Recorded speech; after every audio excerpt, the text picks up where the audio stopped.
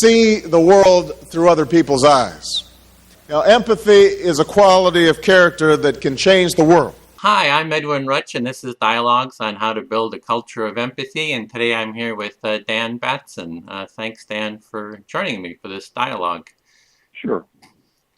So I just wanted to introduce you. You're a professor emeritus at the University of Kansas, and your main research interests are pro-social emotion, motivation, and behavior. And you've been working on empathy. You know, one of your studies was on empathy, and your work is referenced in many of the current articles. I always see your work in the footnotes, and you formulated the empathy altruism hypothesis. And you and I had actually done an extensive interview about your definitions, or the 8 ways that empathy is used, and so that's on the internet as well. Is there more by way of introduction, just about yourself, you think we should mention? No, I think that's fine. Okay, so what we wanted to talk about was an article by Paul Bloom in the May New Yorker. It was titled "The Baby in the Well, the Case Against Empathy." And in the article, he references you. He says, there is now widespread support in the social sciences for what the psychologist C. Daniel Batson calls the empathy altruism hypothesis. Batson has found that simply instructing his subjects to take another's perspective made them more caring and more likely to help. So I just wondered what your thoughts about the article were, and we can maybe just discuss it a bit. Well, yeah, I guess 2 things. One of them is, since you quoted that part, I was going to forego this, but Paul's somewhat inadvertently, and just because of space and time, misrepresented the empathy altruism hypothesis. Okay. And so, just quickly, on that part, the empathy altruism hypothesis, empathy in that hypothesis, and this is back to that earlier interview we had with all the different conceptions of empathy. What I'm talking about there is an other-oriented emotional response that is elicited by and congruent with the perceived welfare of a person in need. And so it is true that taking the perspective of another is sometimes, in fact often, but not always, used to induce that kind of other-oriented emotion. The hypothesis is not about perspective taking, it's about that emotional response. And altruism in that hypothesis is a motivational state, not a behavior. And so it's that empathic emotion evokes a motivation with the ultimate goal of increasing the person's welfare. So it's a bit of a gloss the way Paul did it. But let's get to the sort of the nub of the article. Okay. And his basic thesis, at least as I get it, is when he says empathy has some unfortunate features. It's parochial, narrow-minded, and innumerate. We're often at our best when we're smart enough not to rely on it. And I don't know about the often at our best, but basically I agree with him about this. It's something I've been arguing for about 20 years, that empathy has limitations and liabilities, and it does tend to be, I mean, it seems that we feel empathy, this other-oriented emotion, as I'm talking about it, for individuals.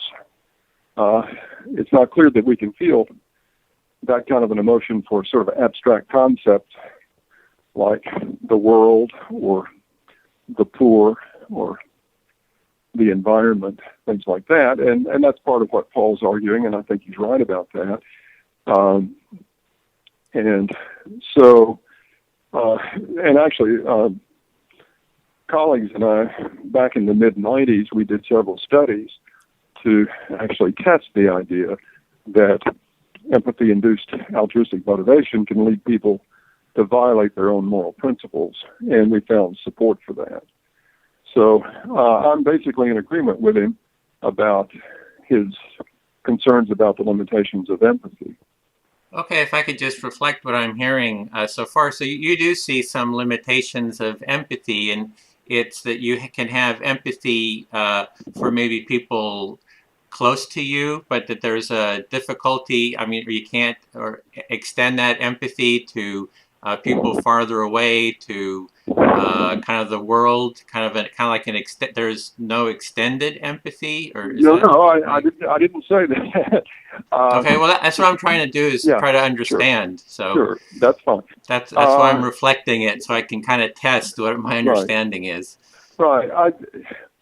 Maybe the best way I can explain it is, again, talking about empathy as I'm meaning it, that is, this other-oriented emotional response. That seems to be produced in a given situation by a perception of another person as being in need and valuing that other's welfare.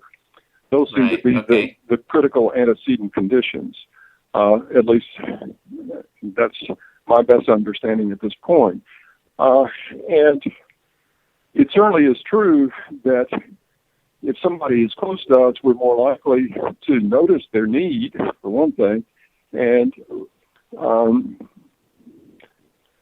if there's somebody we care about, I mean, that we've had an ongoing relationship with and care and feel positively toward, then we're more likely to value their welfare. So we are more likely, to feel empathic concern for those close to us, but that doesn't mean that we can't feel it for total strangers under certain circumstances. If we can, have our attention drawn to their need, and if we can value their welfare, and I think there probably are individual differences in the sort of the range of people whose welfare we value, then it's entirely possible to feel empathy for strangers. But again, it does seem that it's an emotional reaction to the perceived welfare of another individual. And so what I was saying is that it's hard to feel that kind of empathy for an abstract concept. Oh, okay. Yeah, like the poor. But it is possible to feel that for a member of that group. And so at least one possibility, and again, we've done research that tends to support this, is to induce empathy for a member of an out-group or a stigmatized group, a group in need, and then have that generalized. It does seem to improve attitudes towards the group as a whole. It doesn't create empathy necessarily for the group as a whole, but it improves the attitude and some valuing of the group. So, okay, so if you have empathy, let's say there's a group of four, and you have empathy for one person that you maybe relate to directly. Let's say in a discussion, you start hearing and understanding their who they are and their position in life and their experience. Then you kind of extend that care for the whole group of people like that, the poor. So you can kind of extend it by having that direct experience. You could maybe extend it. Right. Yeah, okay. You can generalize. And generalize. That takes us to sort of reaction to Paul's argument. I mean, where he goes with it, at least as I read it, like I say, I agree with his basic diagnosis of the problem, but then he seems to see it as an either-or, where either we're going to rely on empathy or we're going to rely on reason and moral judgment. And he sort of pits the two against each other and suggests that in relation to many moral issues, we're better off relying on reason and judgment. And I think that can be true in a number of situations, but I think what he's leaving out is there is a possibility, I think, of actually combining empathic feelings for one or more others and one's moral reasoning and moral judgment. And there have been two ways have been suggested to do this. Actually, one of them comes from Martin Hoffman. Hoffman published a book in 2000 on empathy and moral development. And what he suggests there is that it's possible to embed empathic feelings of concern for others, embed them in our moral principles, or have them included in the moral principles. Would that be like saying our moral principles are based on empathy? If we say that our actions, we want to base our action on the moral principle of empathy, then the morality and the reasoning is kind of flows from that value and that intention. Yeah, but I don't know of anybody who would talk about a moral principle of empathy. Now, maybe there are people, but I would do it. Well, Hoffman didn't do it. Okay. And I wouldn't do it. Moral principles are usually talked about as standards for right conduct in a situation. And again, at least as I'm using the term empathy, it's an emotional response. It's not a standard. It can have implications in certain situations, but I think it's important to keep these things distinct. And actually, see, I would disagree with Hoffman's analysis. The way I would look at it is that empathy-induced altruistic motivation, that's a motive that's focused on the welfare of the individual for whom empathy is felt.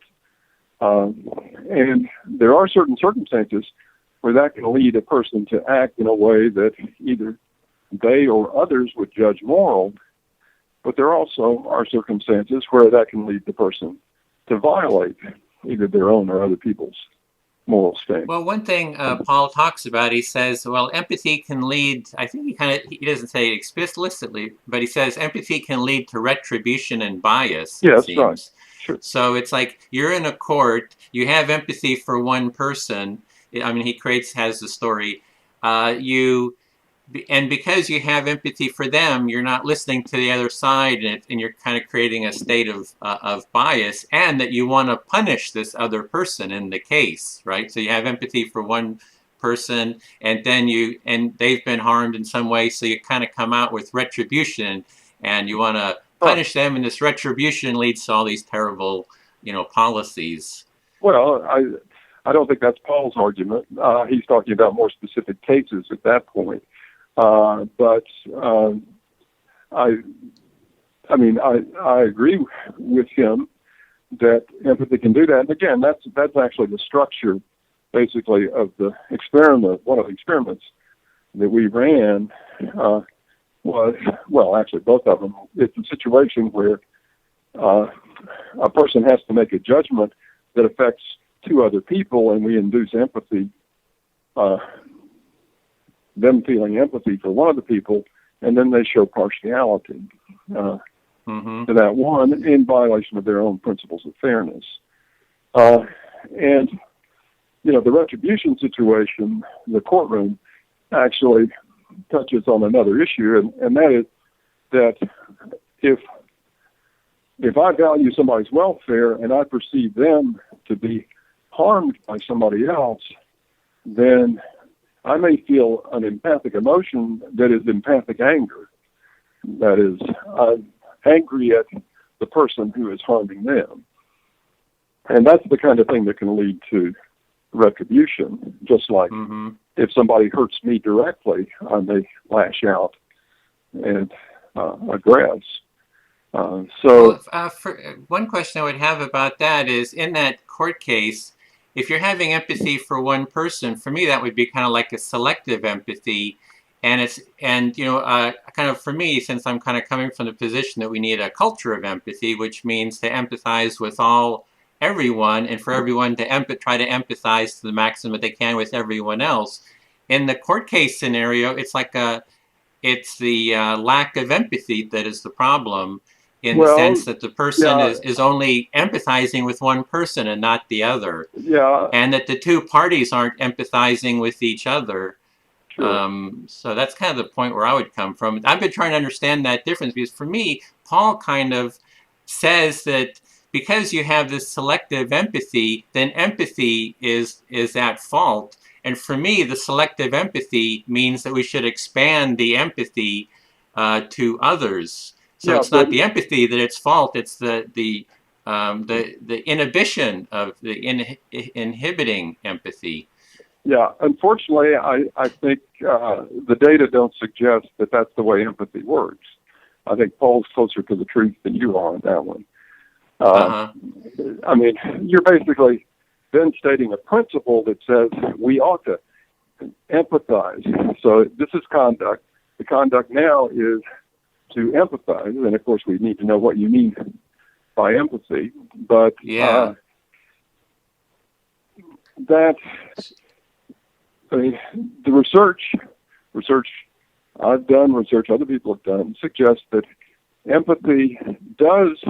I mean, again, it's focused on reactions to the perceptions of need in those whose welfare we value. And you can say, well, we ought to value everybody's welfare universally. And I mean, it might make a better world if that were true, but Yeah. that's simply not where things are.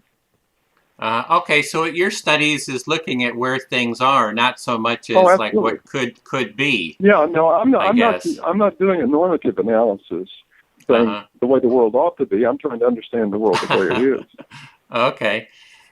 Well, that you brought up definitions. How do you see Paul defining empathy then within Oh, your framework of empathy? Because some people are defining things so differently, and sometimes they're talking across, past each other. right. He wanders around. I mean, he's trying to sort of evoke a feeling, I think.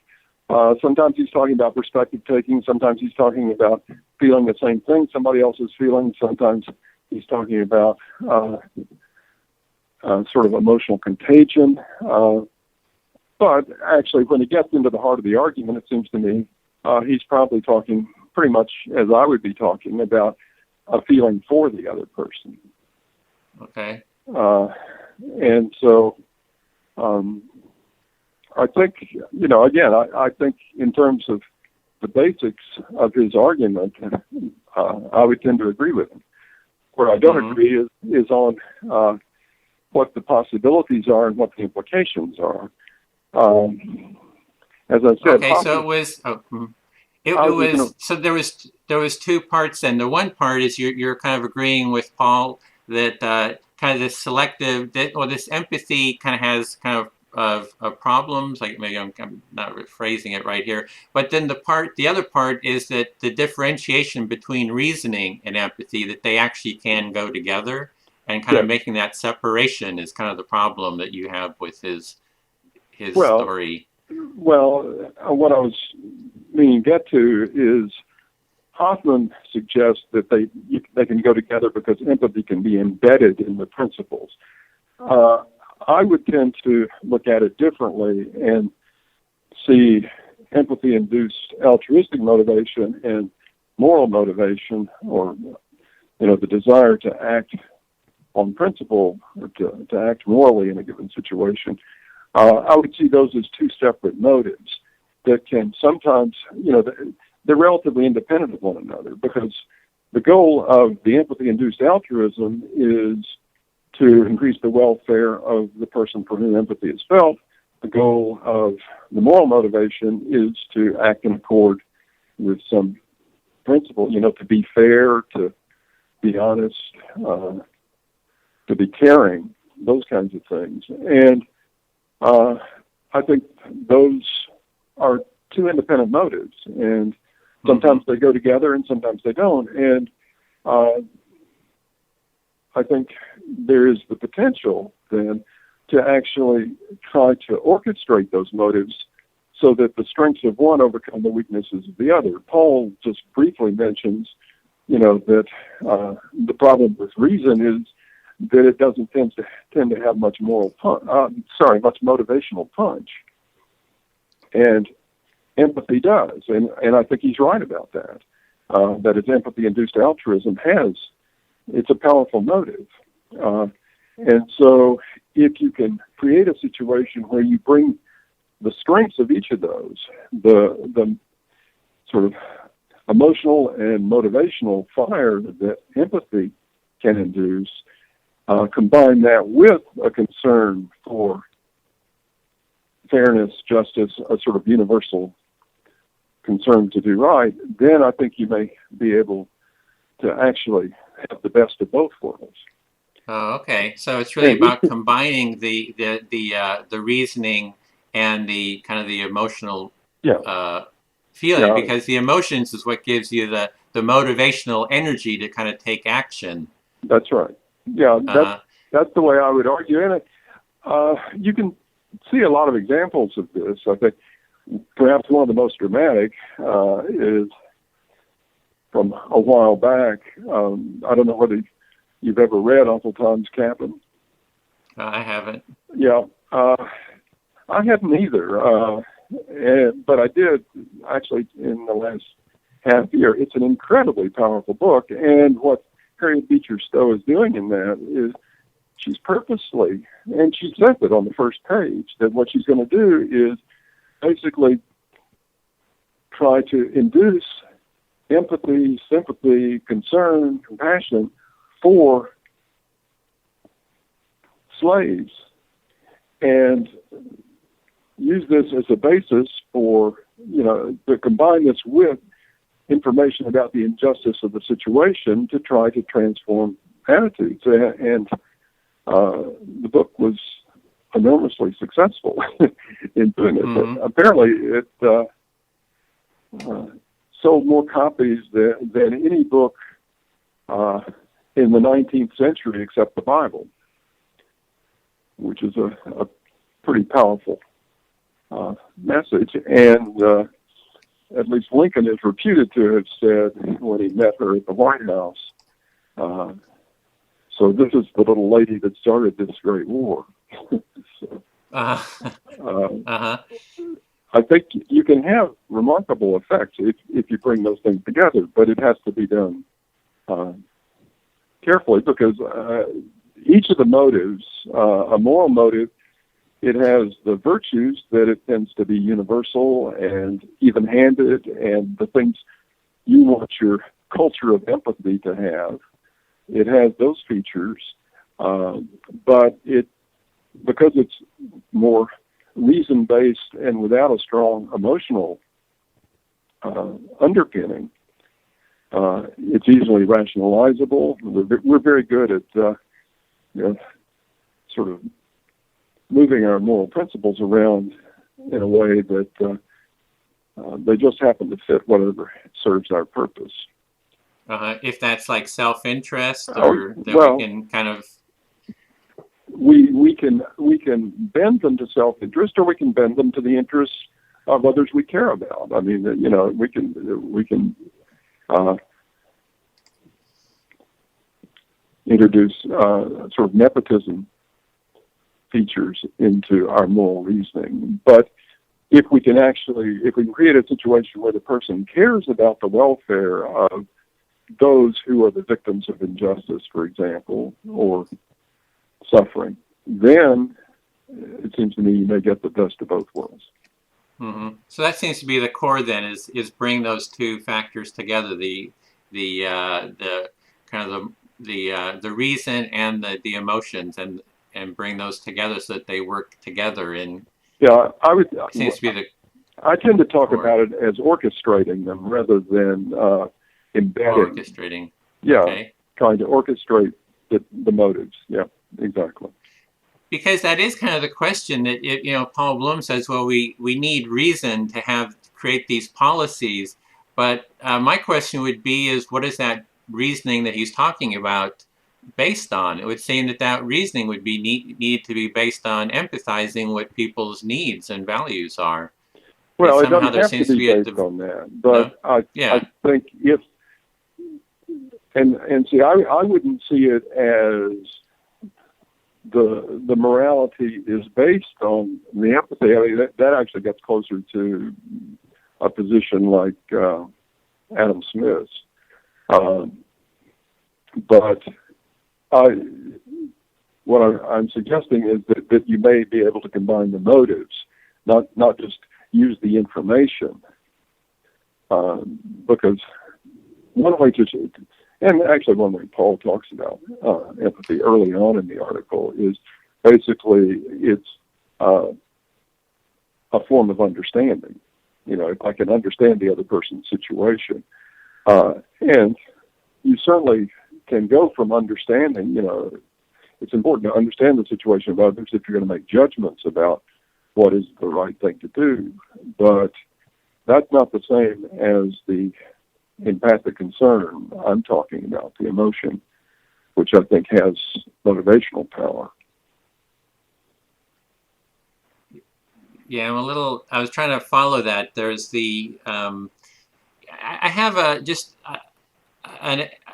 situation that, for example, happened in my family where there was a conflict happened between my sister-in-law and my mother, where it was like Christmas Eve, and they were like arguing each other, and there was like this, you know, real disconnect, you know, a real conflict. And what I started doing is I started empathizing and listening to each side.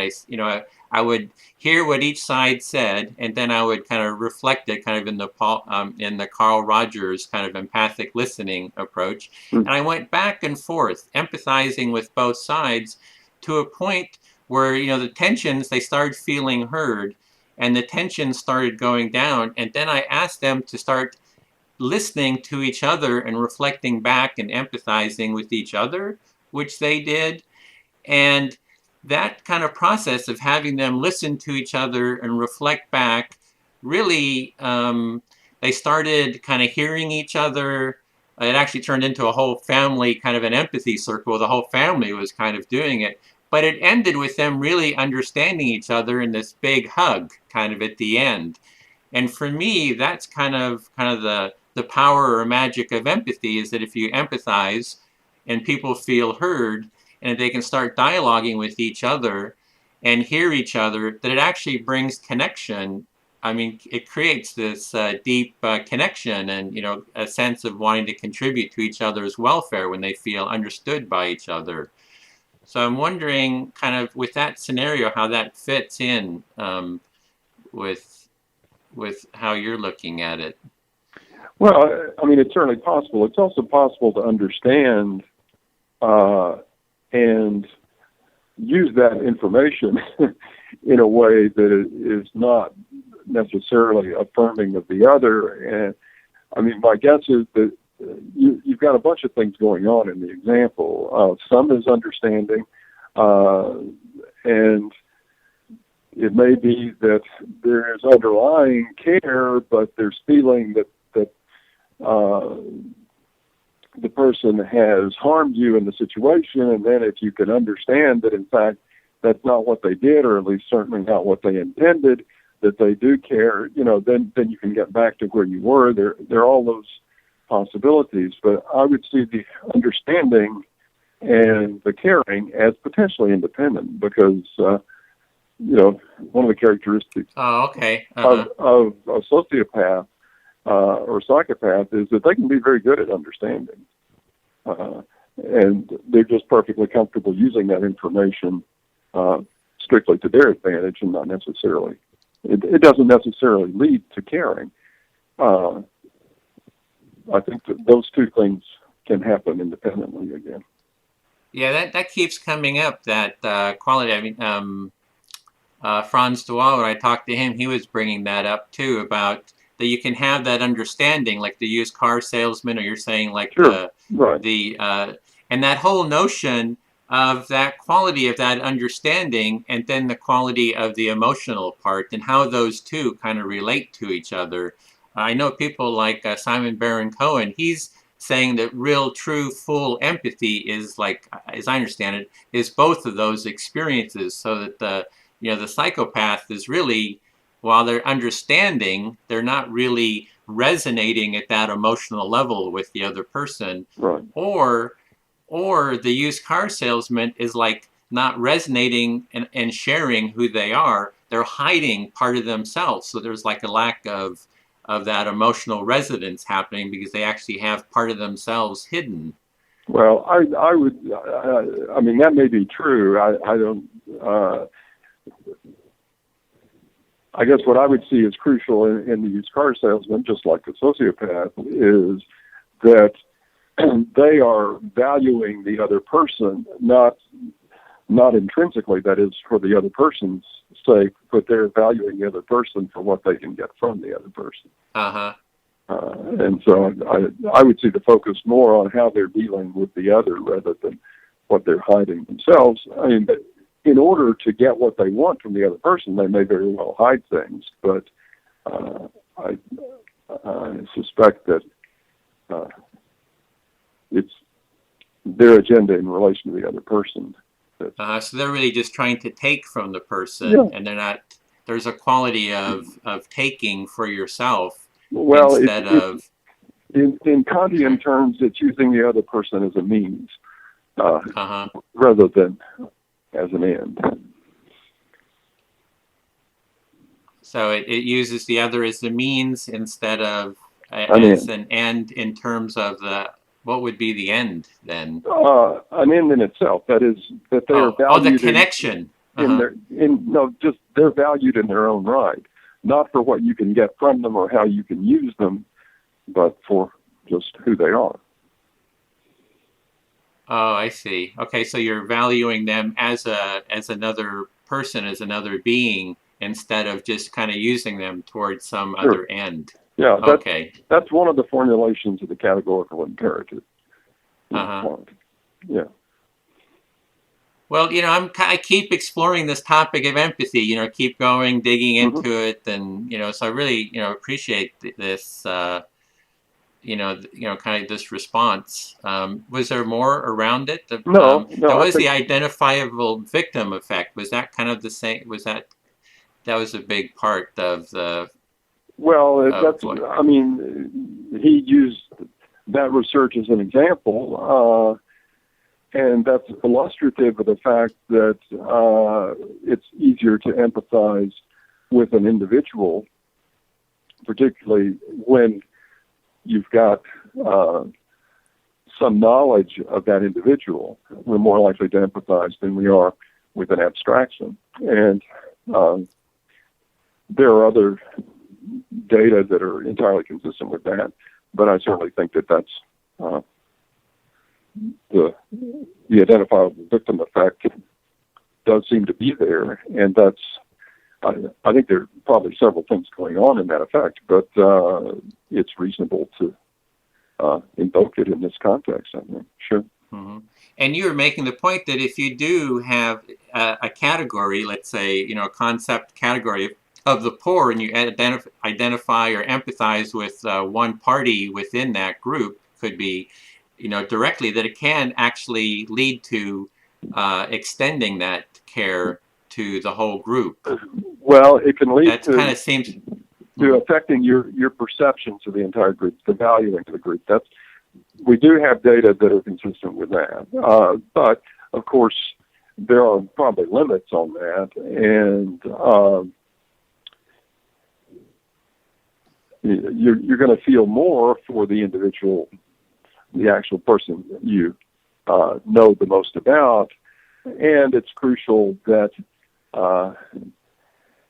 you see the other person as a representative of that group. Because if you see them as an exception, an exception to the rule, why then I wouldn't expect to get the generalization. Well, there's another. I was talking with George Lakoff. He's a linguist at UC Berkeley, and he's written about empathy. And he was his comment on Paul Bloom's on how he was approaching it is that there's kind of like there's this direct empathy, so we can empathize, through mirror neurons or However, I'm not sure where you are with mirror neurons, but he's saying that there's that basic resonance of empathy, that emotional resonance that happens, but then there's also an extended empathy, which is kind of like an imaginative empathy, that we can actually imagine what it's like to, be the garment worker, in Bangladesh or wherever, in this fire, or that we can actually extend our empathy through this imaginative perspective taking that combines both the imaginative and the emotional together to extend out. I don't think imagination and emotion are the same thing. That imagining how somebody else is feeling can lead to emotion, but I think they're two different things. Okay. Again, we're just running through some of the varieties of the ways the term is used. Yeah, that's a big issue. That's for sure. Yeah. Yep. Well, okay. Do you anything else to add, or no, I think that's great. Okay. Okay, well, it's a real pleasure. Thank you so much for taking the time, to have this dialogue and this response, and really grateful for it. And thank you very much. Okay, you bet. Good luck with it. Yeah, we'll hope to keep. Maybe if there's more articles like that, perhaps I can contact you too to keep the dialogue going. It's an ongoing, dialogue, I think, within the culture about the role of empathy. So really, appreciate all your work and on this too. So. Okay, take care. Okay, you too. Yeah, bye-bye.